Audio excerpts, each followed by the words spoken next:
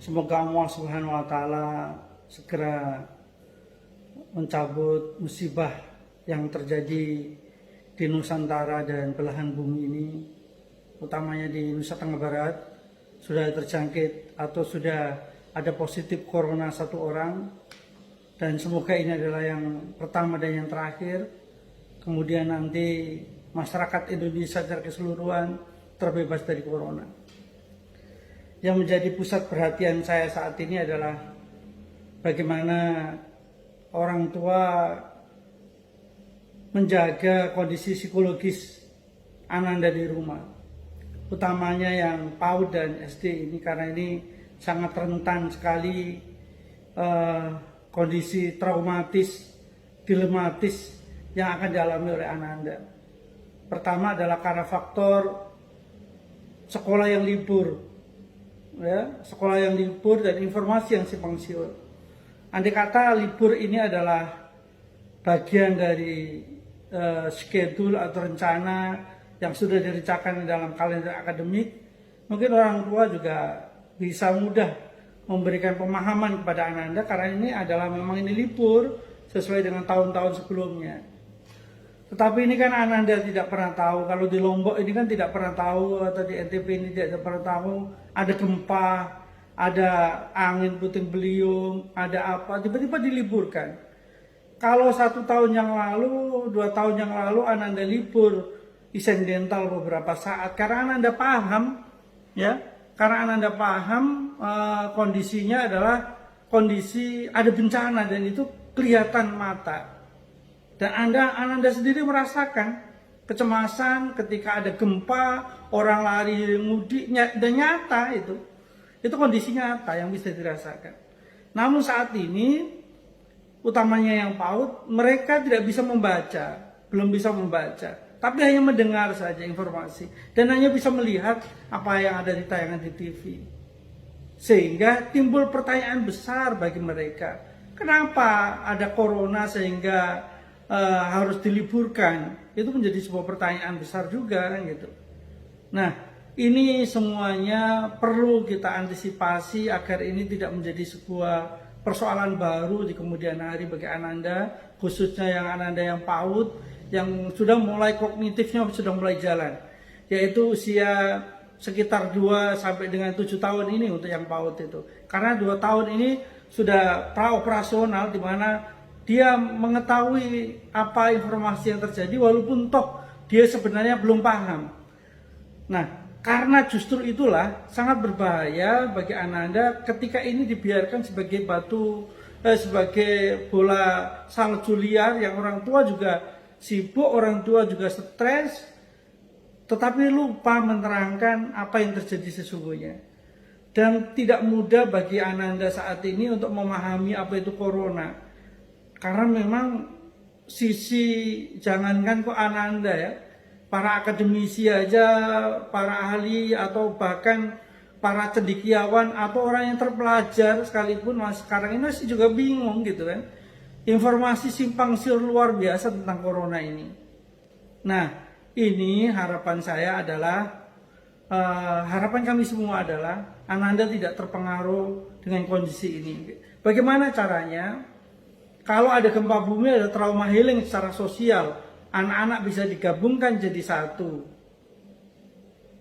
Terus dia lakukan sebuah terapi sosial, terapi kognitif yang itu memang untuk menciptakan kohesi sosial. Berbeda dengan sekarang, ya. Sekarang ini malah kondisinya orang tidak diperkenankan untuk saling berdekatan, ya. Orang tidak diperkenankan untuk saling berdekatan dan lain sebagainya. Nah, ada yang lebih mudah bagi orang tua adalah yang pertama di rumah, lakukan trauma healing secara sederhana. Jika memang orang tua itu masih bekerja, ini memang dilematis juga, anaknya dilakukan sosial isolasi di rumah. Saya mengatakan sosial isolasi aja karena memang ini terisolasi secara sosial, tetapi tidak ada mendampingi. Nah, sedangkan anak butuh pendampingan dalam hal ini. Kalau diserahkan kepada pembantu, kepada orang lain juga belum tentu seefektif orang tua memberikan informasi. Maka jalan pertama adalah trauma healing mandiri. Yang pertama yang perlu dilakukan ya, ajak sering-sering Ananda mungkin yang PAUD ini, yang masa-masa narsis Ananda ini kan, masa-masa seneng, masa-masa happy, biarkanlah lebih baik rumah itu dalam kondisi amburadul, dalam kondisi yang tidak tertata, tapi anak-anak puas. Biarkan rumah itu menjadi sebuah arena permainan di mana sekolah itu dipindah ke rumah. Orang tua tidak perlu mengeluh, oh ini kotor semua, ini rusak semuanya, tapi insya Allah nanti tidak rusak.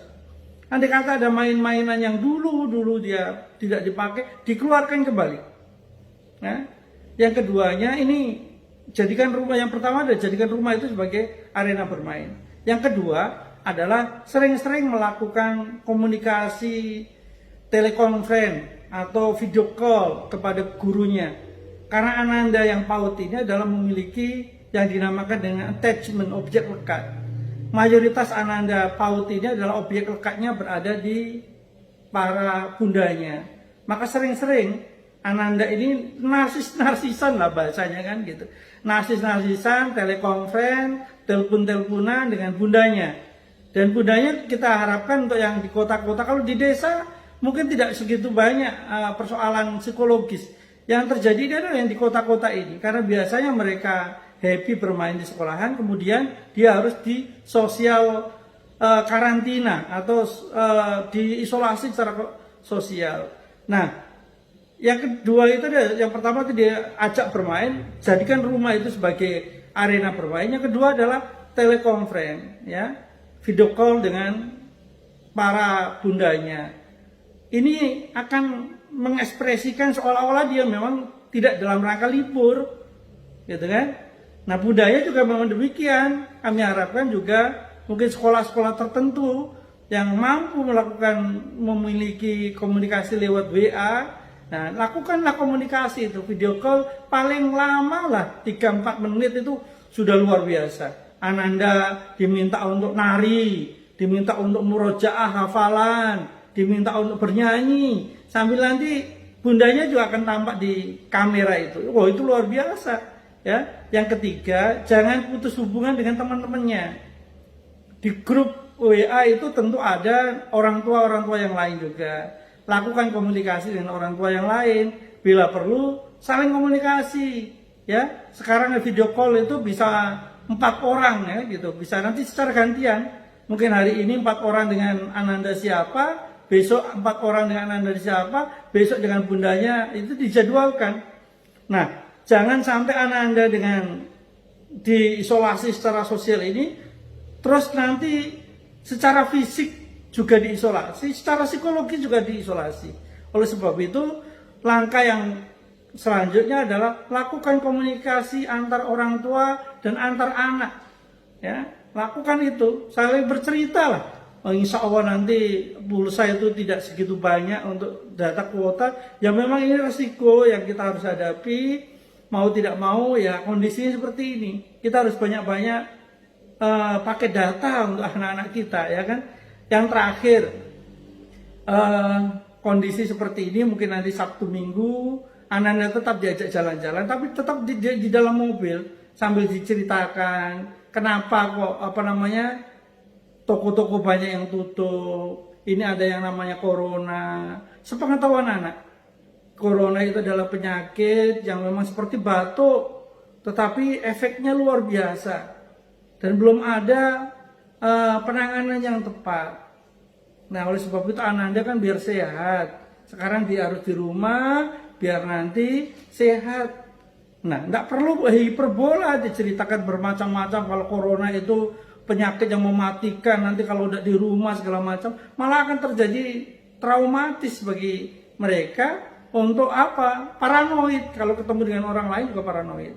Nah, beberapa hal trauma healing sederhana bagi orang tua ini saya harapkan menjadi sebuah referensi lah sedikit, gitu kan, referensi sedikit ini untuk PAUD dan SD. Jadi kegiatan-kegiatan seperti ini biarkan rumah kita ini menjadi arena bermain bagi anak-anak. Yang kedua, lakukan telekonferensi. Biarkan Ananda ini narsis, seolah-olah memang di depan kelas bernyanyi, ya, hafalan, menari, menggambar, terus kemudian dicontohkan kepada bundanya, ini gambar saya, bundanya melakukan video call, bundanya hanya memberikan atau gurunya sekolahkan apresiasi, wah bagus sekali gambarnya. Nah ini agar apa? Nanti anak tidak ada jet lag ketika masuk sekolah lagi dan dia akan terbiasa.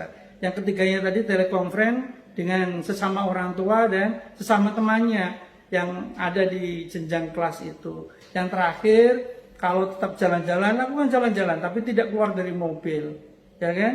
Karena sampaikan saja, ya untuk mengobati boring lah, untuk mengobati boring, tetap ajak jalan-jalan, Ananda, andai kata di pantai, lakukan pagi-pagi dijemur di pantai, tapi tetap social distancing atau interaksi sosial tetap dibatasi agar tidak terlalu dekat gitu kan. Lakukan di pantai pagi hari, besok Sabtu Minggu ajak ke pantai, mereka tetap tetap mendapatkan vitamin D, tetap badan ini tetap mendapatkan sinar matahari, itu jauh lebih bagus. Tetapi tidak dalam rangka dengan keluarga yang lain sementara waktu. Kalau nanti di pantai pilih yang memang itu adalah agak privasi yang jauh dari kerumunan massa. Anda tetap membutuhkan hal ini karena memang corona ini tidak bisa tahan di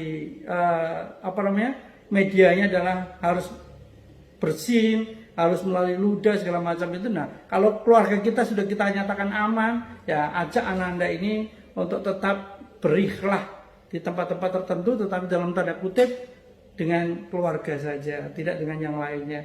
Semoga ini bermanfaat untuk trauma healing bagi anak-anak di rumah, dan insya Allah saya yakin ya di balik kesulitan ini akan ada kemudahan yang diberikan oleh Allah Subhanahu wa taala. Innamal yusri yusra. Jadi bahwasanya Allah memberikan kesusahan, nanti akan ada hikmah yang luar biasa yang bisa kita petik, seperti halnya kemarin gempa bumi menjadikan anak-anak kita itu anak-anak yang fighter itu alhamdulillah. Dan insya Allah nanti dengan penanganan yang tepat di rumah oleh orang tua, mumpung ini hari libur, lakukan aktivitas yang berarti, dan besok Sabtu Minggu ajak mereka tetap tamasya, tapi dalam kondisi yang terpisah dari yang lain, tidak berkerumun dengan yang lain, cari pantai atau cari paling tidak di sawah segala macam, yang itu fungsinya yang pertama adalah untuk mendapatkan cahaya matahari secara langsung. Biar apa? Biar salah satu cara adalah biar segar badan kita ini. Karena Allah mengatakan, karena ada sebuah pepatah mengatakan, insano incorpore sano al akhlu salim fi jismi salim, sehingga dua-duanya fisik dan psikologis ini terjaga. Insya Allah kita semuanya harus tetap ikhtiar, tawakal, dan ikhlas menerima apa yang menjadi ketetapan Allah Subhanahu wa taala ini. Tidak ada yang tidak hikmah dibalik apa yang diberikan oleh Allah kepada kita semuanya. Assalamualaikum warahmatullahi wabarakatuh.